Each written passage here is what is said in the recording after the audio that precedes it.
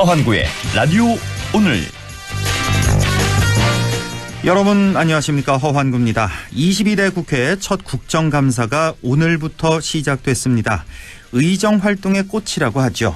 정부의 정책 실패나 예산 낭비를 견제하고 국정해법을 모색해야 하는 국정감사인데요. 그런데 이번 국감은 김건희 여사로 시작해 김건희 여사로 끝나고 말지도 모르겠습니다. 야당은 도이치모터스 주가 조작 의혹, 명품백 수수 사건, 재보선과 총선 공천 개입 의혹, 국민의힘 전당대회 개입 의혹, 한남동 관저 의혹에 학위 논문 표절 의혹까지 관련된 증인을 대거 채택했습니다. 민생과 경제, 의료 등 시급한 현안도 많고 국가소멸, 기후위기 같은 국가적 과제도 쌓여 있습니다만 자칫 이번 국감은 대통령 부인 관련 의혹이라는 블랙홀에 빠져 헤어나오지 못할 수도 있겠습니다. 의혹이 있다면 밝혀야겠지만 진실은 사라지고 정쟁만 부각되는 일은 없어야겠습니다. 10월 7일 월요일 라디오 오늘 광고 듣고 시작합니다.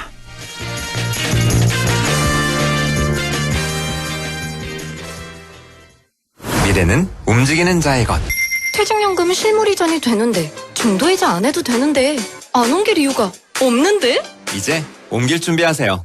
글로벌 투자하는 연금 미래에셋증권으로 중도 해지 없이 내 연금 그대로 미래에셋증권으로 움직이세요. 원금 손실 유의, 투자 전 상품 설명서 및 여건 필터. 네, 라디오 오늘 월요일 순서 시작합니다. 1부 양승진의 슬기로운 뉴스 생활, 2부는 박규환의 세상 읽기 함께 하겠습니다. 라디오 오늘 유튜브로도 다시 들으실 수 있습니다. 많은 애청 바랍니다.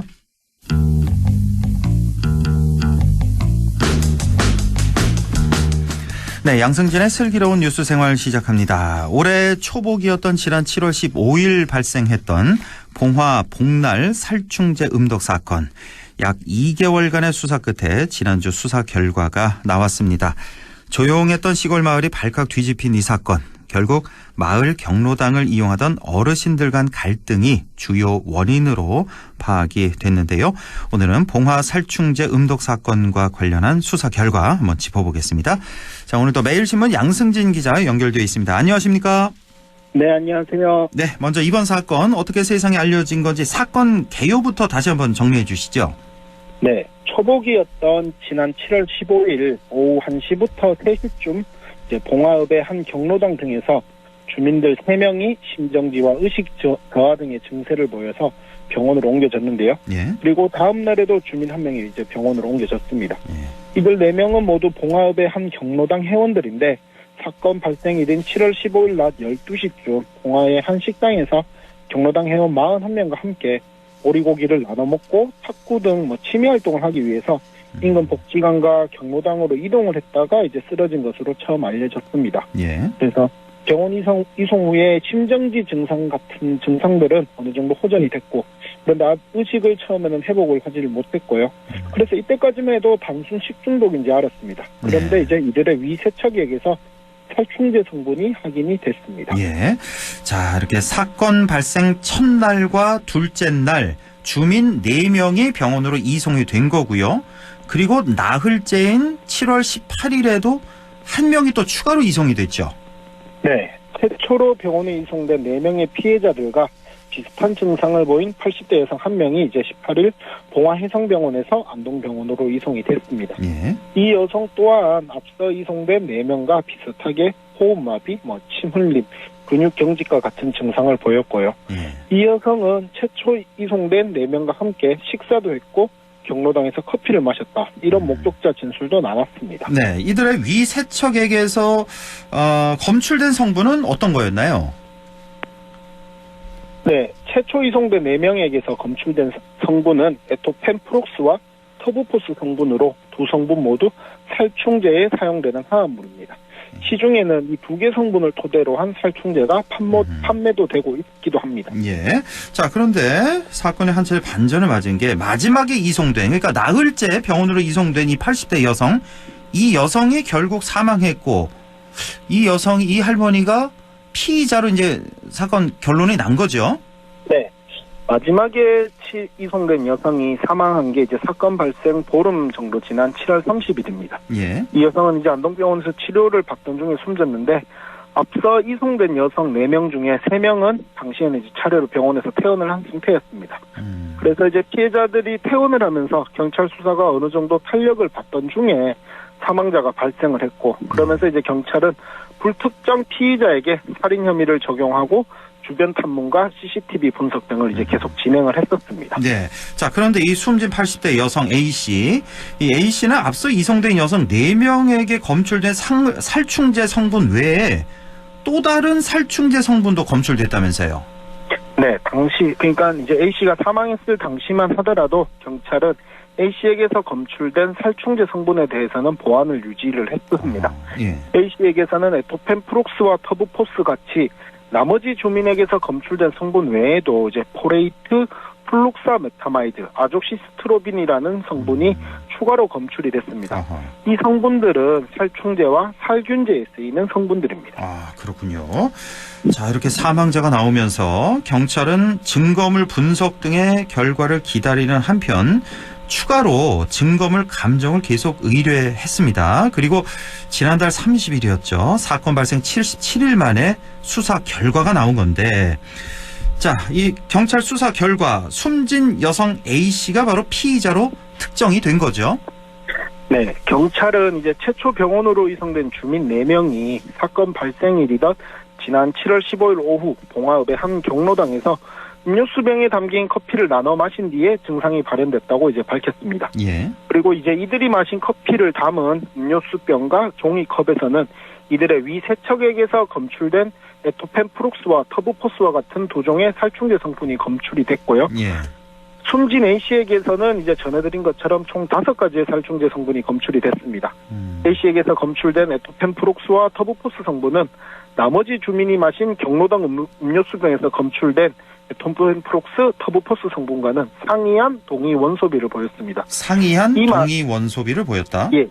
이 말은 이제 같은 제품이라고 하더라도 예. 원료의 공급처나 합성이나 제조 공정에 따라서 동위 원소비에 영향을 미치기 때문에 경찰은 이제 A씨가 에토펜프록스와 터부포스 성분을 함유하고 있는 다른 살충제를 음용했거나 혹은 일부를 섞어서 마신 것으로 이제 판단을 했습니다. 그러니까 처음에 입원했던 그 4명, 피해자 4명이 마신 그 똑같은 그 살충제를 마신 게 아니다, 이렇게 보여지는군요. 예. 성분은 같지만 다른 식으로 음용을 했다, 이렇게 본 거죠. 예. 자, 경찰이 A씨를 피의자로 특정을 했는데 A씨 몸에서 나온 살충제 성분 외에 또 다른 판단 근거가 있었을까요? CCTV 분석을 통해서 이제 사건 발생 이틀 전이죠. 7월 13일 날 낮 12시 20분부터 A씨가 약 6분 정도 경로당에 이제 홀로 출입한 것이 확인이 됐습니다. 예. 그리고 이제 A씨가 경로당에서 나와 주변에서 접촉한 물건을 확인을 한 결과 이제 에토펜프록스 성분이 검출되기도 했고요. 그리고 이제 7월 12일 낮 2시쯤에는 A씨가 경로당 거실 커피포트에 물을 붓는 장면이 목격되기도 했습니다. 예. 그런데 이제 이 해당 커피포트와 싱크대에서도 살충제 성분이 검출됐다고 하고요. 예. 그리고 이제 A씨 자택에서 경찰이 수거한 농약에서 에토펜프록스와 터부포스 성분이 확인되기도 했습니다. 그렇군요. 이런 또 CCTV 분석, 이걸 통해서 피의자로 특정했다라는 건데, 제가 좀 궁금한 게 있어서 그런데 혹시 이 피의자 A씨, 이 할머니 있잖아요. 예. 이 가족도 있을 거 아니에요? 예. 가족들은 이 경찰 수사 결과를 좀 받아들이는지 혹시 그거 확인해 보셨나요?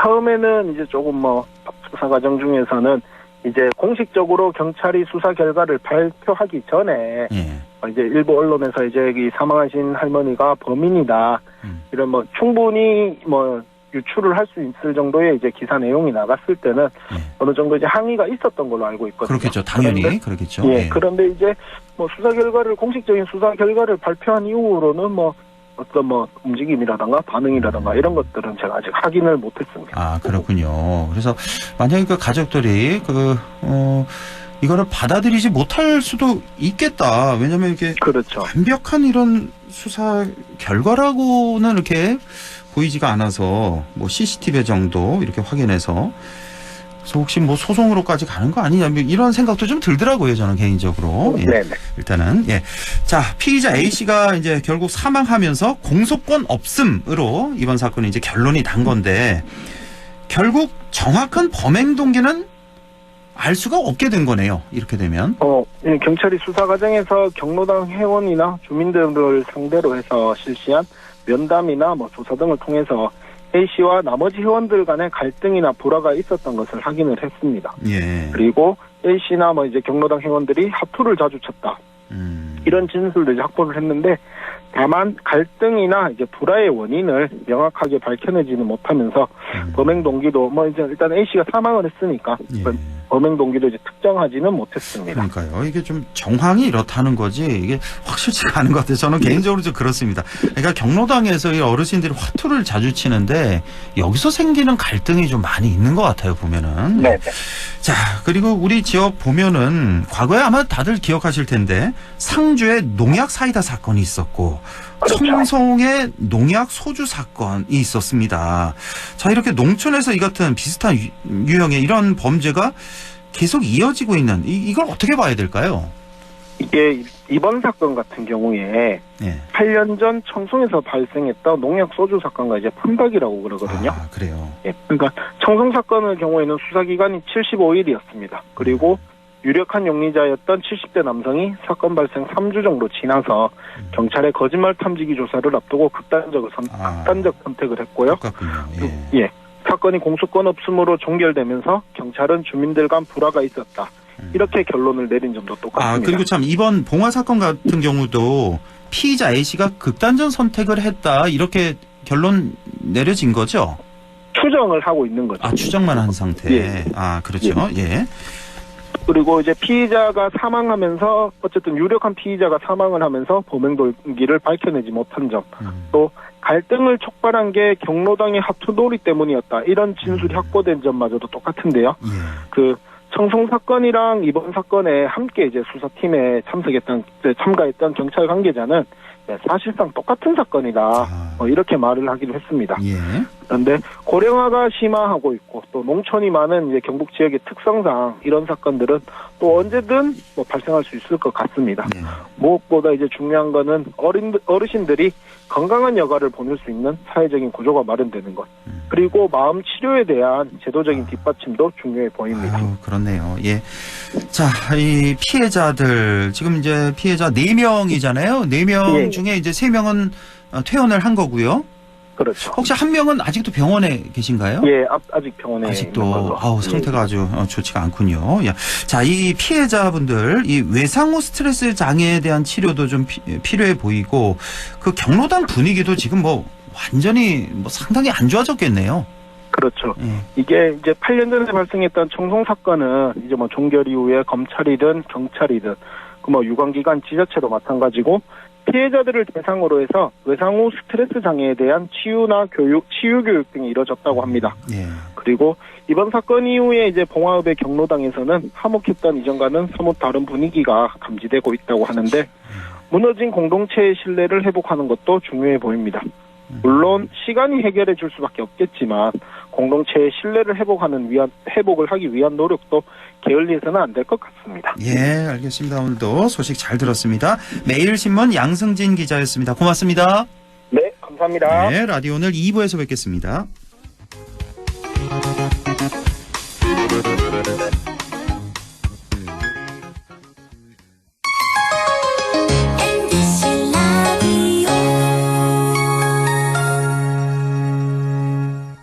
나에게 딱 맞는 대학, 나에게 꼭 맞춘 대학.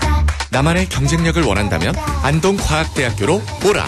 시대의 딱 취업중심 실전학과, 학생의 꼭 현장중심 실무교육, 취업의 맞춤, 내 꿈의 맞춤, 나의 드림핏 안동과학대학교. 오늘도 안전하게 음주운전 예방수칙 알려드립니다. 첫 번째, 술자리가 예정된 경우 미리 귀가 방법을 정하고 차는 가져가지 않는 것이 안전합니다. 두 번째, 음주 후 자전거나 전동 킥보드를 이용하는 것도 음주운전 처벌 대상에 포함됩니다. 세 번째, 과음을 한 다음 날에는 대중교통을 이용해주세요. 숙취 음주운전 역시 처벌 대상입니다. 네 번째, 음주운전을 방조하는 경우에도 3년 이하의 징역형 또는 1,000만 원 이하의 벌금형에 처해질 수 있습니다. 적극적으로 말려주세요. 위험한 음주운전 미리 예방하여 소중한 생명을 지켜주세요.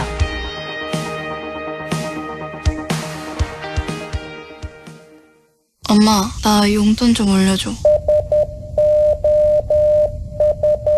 이거 친구가 준 거예요. 아이들의 일상을 관심 있게 들여다보면 도박으로 힘겨워하는 아이들의 구조 신호가 들립니다. 다양한 형태로 드러나는 청소년 도박. 그들의 구조 신호에 응답해주세요. 공익광고협의회.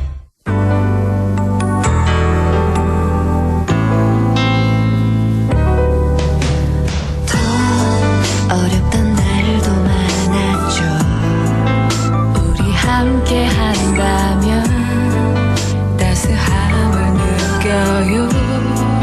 사랑이 있어요. 소중한 꿈을 이뤄봐요. 우리 함께 여기 있으니 감동과 사랑 있는 MBC 라디오 문화방송 100.1 MBC 라디오. 네, 6시 21분 35초 지나고 있네요. 세상 읽기 시작합니다. 더불어민주당 영주 영양봉화 박규환 지역위원장과 함께합니다. 안녕하십니까? 네, 안녕하세요. 영주 영양봉화 박규환입니다. 예, 자 오늘은 국정감사 얘기부터 시작을 해보겠습니다. 자, 의정활동의 꽃이라고들 표현을 하는데, 자 이번 국감 내내 여야의 정면 충돌이 좀 예상되는데요. 전체적으로 어떻게 전망하십니까? 네, 말씀하신 대로 충돌할 것 같긴 한데요. 네. 사실은 이 국정감사라는 게 국민 대표이자 대의기관인 국회가 행정부의 법집행, 예산집행 과정 전반에 대해서 또 실체도 파악하고 문제점도 찾고 대안도 제시하고 또 정책 변경도 요구하는 그런 국회 고유의 권한이잖아요. 예. 어찌 보면 국회와 행정부가 충돌하고 격돌하는 것은 좀 정상적이에요. 그런데 우리는 여야가 격돌하잖아요. 네. 그래서 결국 여당이 의회 기능이나 권한을 포기하고 좀 행정부의 덜러리 역할을 쓰는 것 아닌가? 또 국회의원의 직무를 포기하는 것 아닌가? 여당도 네. 국회의원인데 여당 의원분들도요. 그래서 조금 아쉽긴 해요. 이게 예. 행정부와 국회가 이번에 국정감사를 놓고 치열하게 토론하고 대결한다. 그럼 이런 기사가 나오면 좋겠어요. 예, 자 위원장님 지금 전화 연결 상태가 좀 깨끗하지 않은데요. 다시 한번 좀 연결해 볼게요. 잠깐만 끊어보세요. 예, 예. 자 국정감사 얘기를 했는데 여당도 이제 행정부를 견제하는 고유 권한, 이 국정감사 좀 더 분발을 촉구한다는 그런 전체적인 그런 소감을 말씀을 해주셨고, 자 이번에 이제 다음 질문 드릴 게 이제 더불어민주당에 대해서인데, 이제 이번에 국정감사 6대 의혹을 철저히 규명하겠다라고 밝혔는데, 네네. 위원장님, 예, 자 그리고 6대 의혹 규명하겠다, 5대 대책에도 집중하겠다고 민주당이 지금 강조를 하고 있습니다. 자 네, 그럼 그렇습니다. 두 가지 좀 알아보겠는데, 먼저 6대 의혹에 대해서 어떤 점을 규명하겠다는 건가요? 예, 저희가 지금 6대 의혹을 규명하려고 하는데요. 네. 대표적으로는 김건희 여사의 국정농, 예, 그리고 지금 경제 민생 대란, 그리고 또 정부의 무능과 실정, 또 권력기관의 폭주, 인사 폭주 폭거, 그리고 외교 과정에서 나타난 국권, 국격의 추락, 이 6가지를 집중적으로 저희가 좀 파헤치려고 해요. 끝까지. 예. 이렇게 6대 의혹, 예, 끝까지 파헤치겠다라는 거고. 네. 5대 대책. 그럼 대책은 어떻게 세우고 계십니까? 대책은 물론 이제 앞서 뭐 김건희 여사 국정농단이라든가 이런 건 뭐 우리 청취자분들께서 또 국민들께서도 이제는 너무나 잘 아시잖아요. 예. 뭐 명품백 사건에서 야기된 그런 청탁 뇌물 문제라든가 또 요즘 끝없이 쏟아지고 있는 관저공사의 비리, 인사개입, 심지어 예. 공청개입, 뭐 이런 문제는 사실은 저희가 정확하게 규명하고 책임 물을 건 묻고, 그리고 이제 제도적인 대책을 마련하는데 초점이 갈 텐데요. 사실은 대책 부분에서 제일 집중하고 싶은 건요. 경제 민생 대란과 관련된 대책이죠. 그래서 아시다시피 지금 뭐 실질 임금이 현 정부 들어와서 지속적으로 감소하고 있고 또 개인 자영업자 기업할 것 없이 코로나 시절보다도 더 어렵잖아요. 그래서 이런 문제에 대한 대책, 대표적으로 민생회복 지원금을 또 확충하고요. 지역화폐법을 또 이번에 제대로 한번 관철시켜서 자영업자나 또 중소기업 이쪽을 또 보호 육성하는 이런 쪽으로도 저희가 좀 대책을 심도 있게 마련하려고 하고요. 그 밖에 뭐 불투명한 그런 낭비 예산 찾아내서 삭감해야 되겠고요.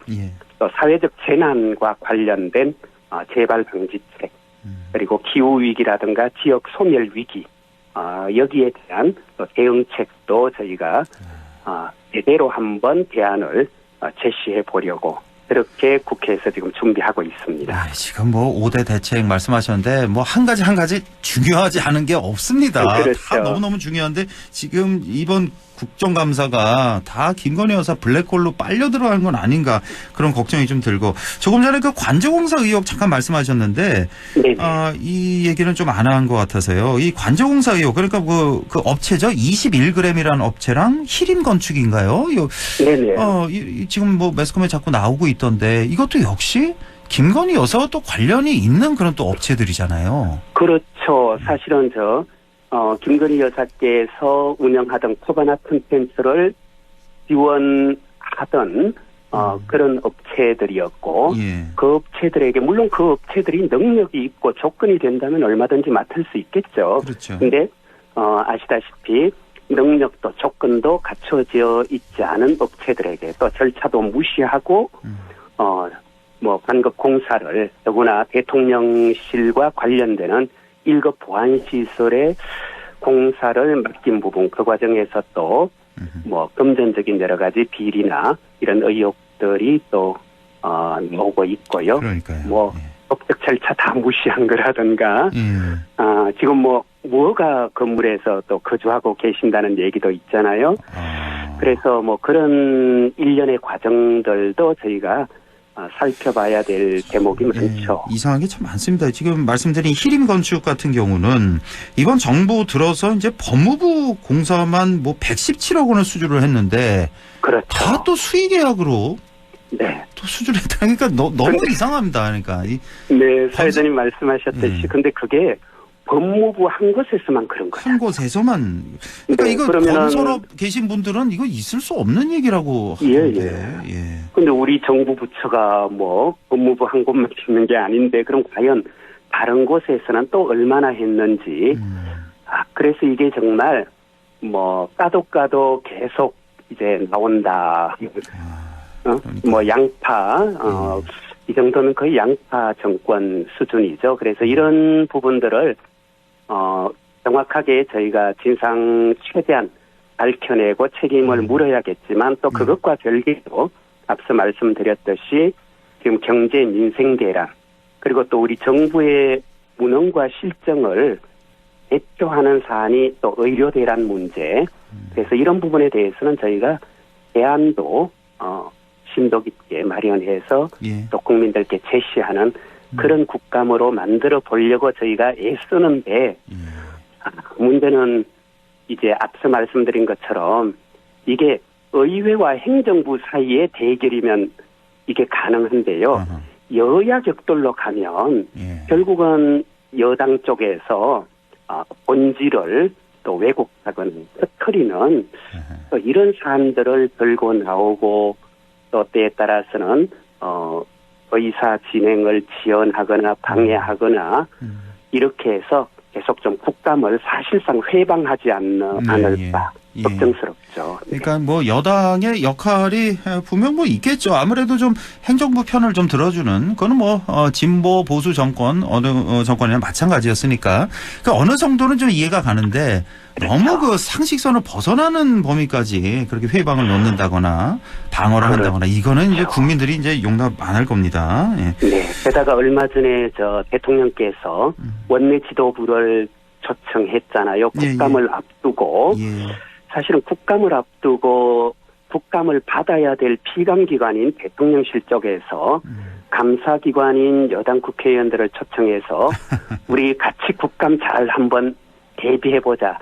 이런 모습을 보이는 건 말씀하셨듯이 여당으로서 불가피한 측면은 있겠지만 이건 국민들 보시기에도 정말 부적절하거든요. 그러니까 이런 적이 없었다면서요. 많이 좀 걱정스러워요. 네. 국정감사 앞두고 이런 적이 없다고 하던데. 그러니까 네, 우리 뭐 일반 그 회사도 마찬가지 아닙니까? 이제 감사를 받는데 감사 받는 그 업체에서 감사하는 기관을 불러다가 이렇게 밥 먹고 뭐 이런 거 확실히 좀 부적절해 보이는데 그렇죠. 어쨌든 항상은 국정감사 끝나고 그렇죠. 끝나고는 고생했다. 수고하셨다. 우리 정부 쪽 내용은 그렇잖아요. 우리 정부 쪽을 좀 많이 방어해 주어서 고맙다. 그렇죠. 그러나 공개적 공식적으로는 어쨌든 국감을 통해서 또 여러 가지 또 좋은 대안도 제시해 주셔서 고맙다. 뭐 이런 자리는 마련하지만 국감을 앞두고 한 건 사실은 매우 부적절하죠. 자, 지난 금요일에 김건희 특검, 최상병 특검 그리고 지역화폐법 세 가지 재표결이 있었는데 저는 개인적으로 지역화폐법만큼은 좀 통과됐으면 했는데 이것도 상당히 좀 아쉬웠고 자, 쌍특검에 대해서 지금 여권에서 이탈표가 4표가 나왔다. 이렇게들 분석을 많이 하는데 또 한편에서는 4표 그 이상일 수도 있다. 왜냐? 개혁신당의 그 이준석 천하람 의원이 있잖아요. 네, 그렇죠. 이 두 의원도 사실 김건희 여사 특검 이번에 그 특검 공천 의혹 관련해서 이것도 사실 좀 연루가 돼 있잖아요. 그렇죠. 그래서 여기 이 2명도 반대표 던졌을 수도 있다.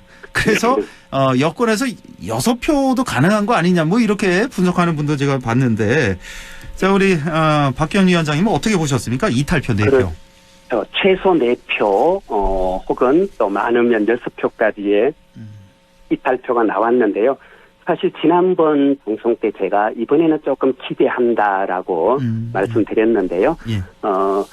이제 그 기대치가 이번에는 4표에서 6표 정도로 나왔는데 근데 어쨌든 한동훈 대표도 공식적으로 거부하겠다, 이거 부결시키겠다라고 말씀하셨잖아요. 당론으로 정했죠. 표결 앞서서. 그런데도 불구하고 이 정도 이탈표가 나왔다는 건요. 사실은 지금 아마 대통령실 쪽에서 깜짝 놀랐을 거예요. 아, 그렇습니까? 네네. 그리고 또 이건 그만큼 민심이 김건희 여사 관련된 조사를 원하고 있는 것, 결국은 여당 저는 의원분들께서도요, 이런 민심의 요구를 끝까지 외면하지는 못할 거라고 생각해요. 그래서 아마 이제 다음번 다시 또 이제 안건으로 올라갔을 때는 정말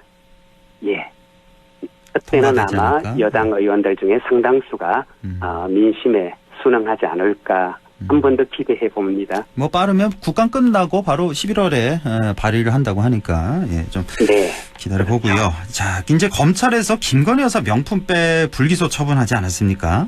여기에 이어서 도이치모터스 주가 조작 사건 이것도 불기소 처분을 내릴 것이다라는 전망이 요즘 계속 보도가 되고 있는데 어제 모 방송사에서 단독 보도가 나왔더라고요. 네네. 자, 만약에 이렇게 된다면요. 저는요, 이게, 글쎄요, 정권에 대한 엄청난 타격이 될 것이다, 결과적으로, 나중에. 근데 여당은 또 물론이고, 그리고 또 더 나아가서 검찰 개혁에 대한 국민들의 어떤 그 움직임, 목소리를 유발하지 않을까. 저는 그렇게 보는데 어떻게 보십니까? 사실 검찰에서 왜 고발된 지 4년 6개월 만에 처음 김건희 여사를 조사했잖아요. 그리고 지금 관련자들이 1심, 2심 판결이 날 때까지 김건희 여사에 대해서는 지금 기소 여부 자체를 결정을 못하고 있는 거죠. 사실 이런 경우 자체가 있을 수 없는, 그리고 매우 이례적인 상황이죠. 그런데 이 시점에서 만약 불기소, 명품백도 지금 많은 국민들을 분노하게 만들었는데 만약 이 상황에서 김건희 여사를 불기소한다? 사실은 2심에서 관련자 9명 모두가 다 유죄 판결 나왔고 김건희 여사와 비슷한 역할을 했던 분 방조죄로 다 유죄 판결 받았잖아요. 더구나 김건희 여사는 23억이라는 또 이런 수익금도 남겼고요. 그래서 만약 이런 상황에서 불기소 처분한다면요, 저는 민심이 폭발할 것이다. 기름 붓는다. 이런 생각도 들고요. 그리고 이건 곧바로 아까 4표가 이탈했다, 6표 이탈했다 했는데요. 이렇게 되면 이건 바로 여당 안에서도 이제 특검에 찬성할 수밖에 없는 이런 기류 변화를 야기하는 촉매가 될 것이다. 그리고 말씀하셨듯이 이제 이렇게 되면요, 남은 건 오직 특검밖에 없다. 민심으로나 여당 내의 어떤 분위기, 이것이 다 그쪽으로 몰리게 될 거고요. 엄청난 저는 다충수가 될 것이다. 예, 이렇게 보는 거죠. 저만 그렇게 보는 게 아니라 아마 대부분 지금 우리 청취자분들께서도 아마 그렇게 생각하지 않을까요? 예. 게다가 또 최근에 JTBC 단독 계속 나오고 있지 않습니까? 뭐 네네. 검찰 수사 기록도 많이 쏟아져 나오고 있고, 그럼에도 불구하고 네네. 김 여사 사건에 이걸 덮어준다? 네네. 최근에 참 그 편지도 많이 나오고 그 관련자들, 그렇죠. 뭐 BP 패밀리라고 해서 네네. 거기에 이제 김 여사 속해 있다는 그런 녹취록, 그러니까 그런 자료도 검찰에서 있고. 스스로 그랬거든요. 이게 계속 기소 여부에 대한 판정이 늦어지는 과정에서 2심까지 한번 보자. 2심이라는 게 결국은 사실심이 종료되는 거잖아요. 어차피 상고심은 주로 법리적인 이런 법률심이니까요. 그래서 2심까지 가면 사실관계가 어느 정도 확정이 되니까 2심 결과를 보고 판단하겠다. 이렇게 얘기했는데 정작 2심 결과가 나왔어요. 관련자 모두 유죄예요. 네, 그렇습니다. 그런데 이제 와서 불기소 처분하겠다? 이건요. 오무지 안 쓴 사람도 저는 설득할 수 없는 얘기다. 그래서 지난번 검찰총장께서 늘 법 앞에 어떤 특혜도 예외도 성역도 없다라고 했는데 조사 과정에서부터 이런 기소 과정까지 특혜, 예외, 성역이 그대로 적용된 사례죠. 예, 그렇습니다. 뭐 검찰의 국민들이 용납하지 않을 것 같습니다. 검찰의 기소 독점권 얼마나 문제 있는지 실감하게 그렇죠. 되는 요즘이 아닐까 싶습니다. 그리고 선택적으로 수사하고 선택적으로 그렇습니다. 기소하는 정치하듯 수사하고 정치하듯 기소하고 이 행태에 대해서 아마 국민들께서 이제 더는 참을 수 없다. 그 임계점을 돌파하는 그런 사건이 되지 않을까 싶습니다. 자, 1분 30초 남았는데요. 네네. 자, 문 전 대통령 딸 다혜 씨 음주 교통사고 뉴스 주말 사이 화제가 됐습니다. 이 사건을 네네. 어떻게 보셨습니까? 음주 운전은요, 교통사고 여부를 떠나서 음주 운전은 그 자체로 실정법을 위반하는 범법 행위죠. 해서는 안 될 일이고요. 물론 또 이제 사회 윤리적으로도 용납되지 않는 매우 부적절한 행동이고요. 저는 비판받아 마땅하고 당연히 법적, 사회적 책임, 도의적 책임을 다 해야 된다 이렇게 생각하죠. 그렇습니다. 매우 부적절한 행동이었습니다. 민주당에서도 어떤 반응이 좀 있어야 될까요? 어떻게 보십니까? 일단은 이게 다혜 씨, 문다혜 씨 또 개인의 어떤 범법 행위였고 이러니까요. 공식적이라기보다는 물론 또 필요하다면 또 아마 당 차원에서도 공식적인 논평이 나올지 모르겠는데 어쨌든 문다혜 씨가 또 한 개인이고 공인은 아니니까요. 자연인이니까.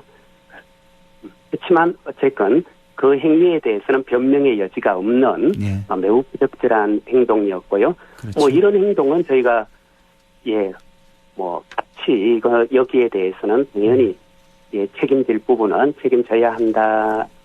이것이 올바른 태도죠. 알겠습니다. 네, 지금까지. 다만 저는요, 이 사안이 그렇다고 해서 김건희 여사의 권력형 비리라든가 지금 제기되고 있는 그런 여러 가지 관저 비리 또 특히 공천 개입이라든가 이런 것을 덮는 그런 쪽으로 악용되거나 오용되는 것은 그건 또 별개의 문제죠. 그건 매우 반박하지 못하죠. 네, 박규현 위원장이었습니다. 고맙습니다. 네, 고맙습니다.